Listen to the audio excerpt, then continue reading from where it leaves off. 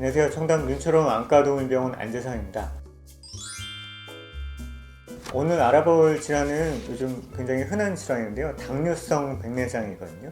당뇨가 생기면 합병증이 여러 가지 생길 수가 있는데 그 중에 가장 흔한 질환 중에 하나가 백내장입니다. 이 당뇨가 뭔지는 대부분 대략적으로나마 아실 거예요. 보통 우리가 밥을 먹으면 그 에너지가 몸에 저장이 돼야 되는데 그 저장이 되지 못하고 그냥 소변으로 흘러나가 버리는 거죠. 그래서 증상은 먹어도 에너지가 저장이 안 되니까 소변으로 다 흘러나가 버리니까 배가 고프고 계속 밥을 많이 먹고 오줌도 많이 쌓일 수가 있고 살이 빠지고, 밥을 많이 먹는데 살이 빠진다.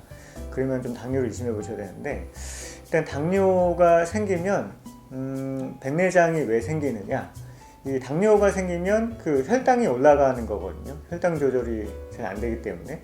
혈당만 올라가는 게 아니고 눈 안에 안방수라고 하는 그 액체가 차 있어요. 물 같은 게. 그 안방수의 당 성분도 올라가요.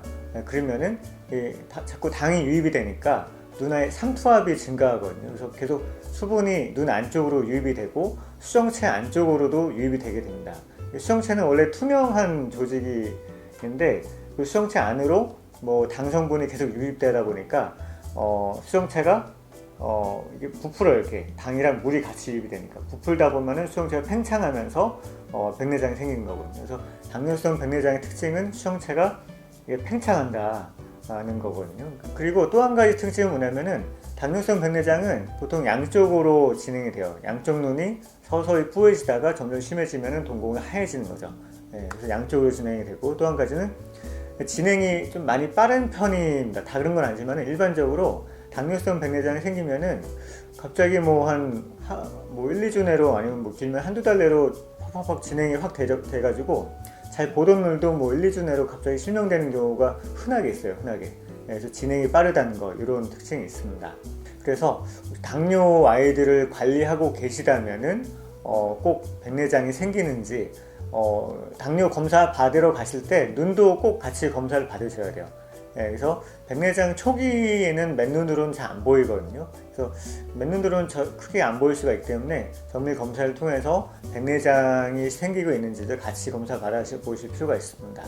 그래서 당뇨성 백내장을 늦출 수 있는 그런 방법은 딱히 별로 없긴 한데, 일단은 기본적으로 혈당 조절이 잘 안 될수록, 당이 잘 오락가락하고 이럴수록 좀 빨리 진행되는 경우가 있어요. 그리고 또한 그래서 혈당 관리를 좀 주치의 선생님하고 상의하셔가지고 잘 하셔야 되고, 두 번째는 유전적인 요인이 있어요. 개체 차이죠. 그래서 어떤 아이들은 혈당 조절이 잘 돼도 백내장이 확 진행되는 경우가 있고, 어떤 아이들은 혈당 조절이 좀 불안정해도 백내장이 서서히 진행되는 경우가 있어요. 이건 자기가 타고난 거거든요. 그래서 그런 차이가 있습니다. 자, 그럼 당뇨성 백내장은 수술이 가능하냐? 일단 당뇨성 백내장은 수술이 안 되는 걸로 잘못 알고 계시는 분들이 상당히 많으세요. 일단 당뇨성 백내장이 생기면 수술은 충분히 가능합니다. 그래서 단 너무 시기를 놓치지 않았을 경우 한해서, 아까 말씀드렸지만 당뇨성 백내장은 진행이 굉장히 빠를 수 있다고 그랬잖아요. 근데 진행이 확 진행돼 버려서 진짜 염증이 확 올라오면서 눈이 이미 망가진 상태에서 오시면은 수술해도 결과가 안 좋은 경우가 많아요. 그래서 꾸준히 주치의 선생님하고 관리하실 때 눈 상태도 같이 보셔야 되고, 주치의 선생님께서 이 정도면 시력이 좀 안 좋을 거고 수술을 하는 게 좋을 것 같다, 이러면은 안과 전문병원으로 오셔서 진짜 수술이 지금 현 시점에 필요한지 정밀 검사를 받아보실 필요가 있습니다.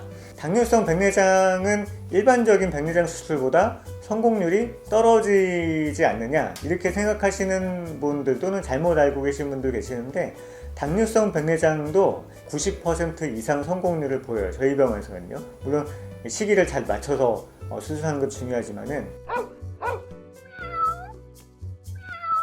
아까 그 시기를 놓치지 않으면은 수술 성공률이 굉장히 좋다고 말씀드렸는데, 저희 병원에 이런 경우도 흔하게 있어요. 일반적으로 저희 병원에 당뇨성 백내장으로 오는 경우는 당뇨를 먼저 진단받으시고 당뇨를 잘 관리하시다가 백내장이 생겼을 때 그때 수술을 받으면 보통 결과는 괜찮아요. 근데 당뇨인지 모르시고 계시다가 백내장이 먼저 생긴 거죠. 무슨 얘기냐면은 백내장이 생길 정도로 당뇨가 꽤 오랫동안 관리가 안 됐다는 거예요. 그래서 이런 경우는 진행이 굉장히 빨라요. 일반적인 당뇨가 조절이 안 될수록 아까 진행이 빠르다고 말씀드렸잖아요. 근데 당뇨인지도 모르고 계신 상태에서 꽤 많이 시간이 흘렀을 때는 이미 눈 안에 백내장뿐만이 아니라 염증도 굉장히 심해졌을 가능성이 높고, 그래서 이런 경우는 결과가 안 좋을 가능성이 꽤 높아요.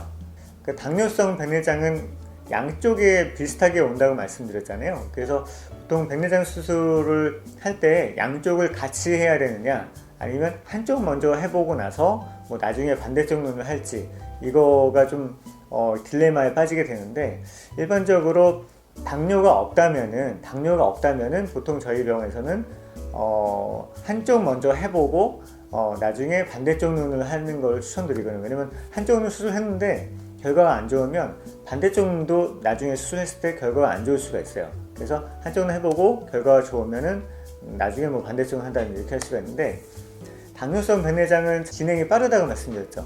한쪽 눈 수술을 하고서 나중에 반대쪽 눈을 할 때 그 백내장이 이미 시기를 놓쳐버릴 수가 있어요.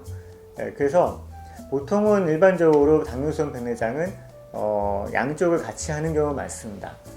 당뇨성 백내장을 수술하고 나면은 아이들이 혈당이 잘 잡히던 아이들도 잘 안 잡히는 경향이 있어요. 그래서 뭐 마취를 해서 그럴 수도 있고, 아니면은 수술하고 나서 눈에 드는 안약 때문에 그럴 수도 있고 그런데, 저 수술을 받았다면은 주치의 선생님하고 꼭 상의를 하셔가지고 혈당 조절이 잘 안 되는 양상이면은 인슐린을 좀 용량을 증가해야 될 수가 있습니다.